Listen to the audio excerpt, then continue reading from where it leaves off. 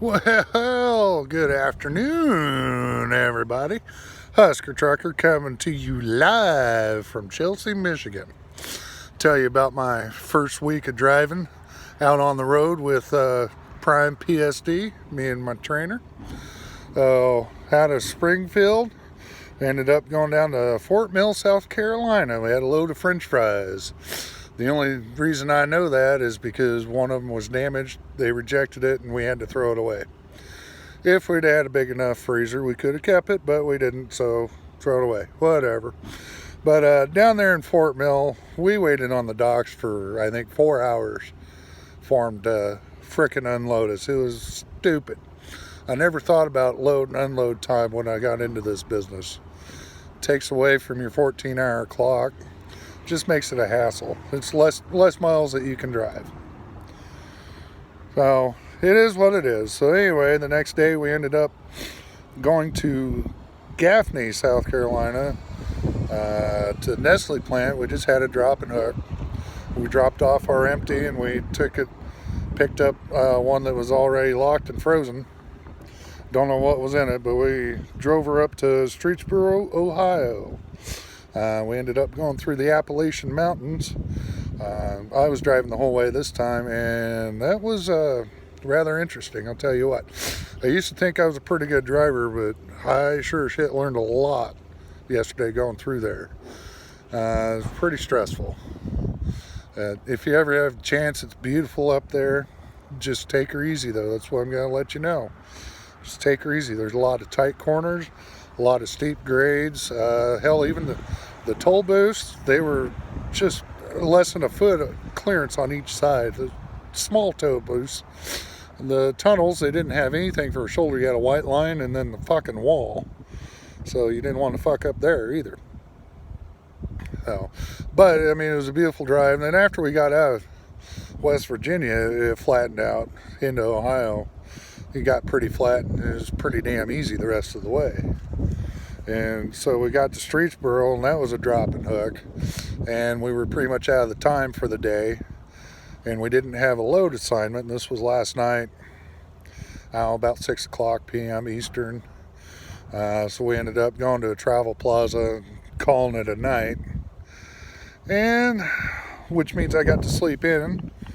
Normally I get up around 4, whatever time zone I'm in, 4 o'clock to get going on the road by 6. Well, we didn't have an assignment, so I slept in till 6, and we kind of dicked around until almost 9 o'clock is when we finally got our load assignment. Now it was almost 10 o'clock when we got our load assignment. Hit the road about 10:30 after doing the pre-trip and all of that. And here just a little bit ago, about 2:45, we landed in Chelsea, and it's going to be a live load.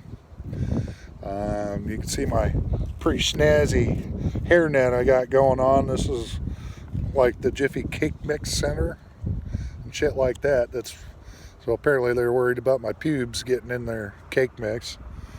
But there's 2 other trucks ahead of us, so I can imagine that it's going to be more than a 30-minute deal. Hopefully they get her done quick, because both of us are running short on our 70. And our first drop on this load is in Layton, Utah, which is going to be a couple of day drive, three-day drive, probably 2.5 day drive.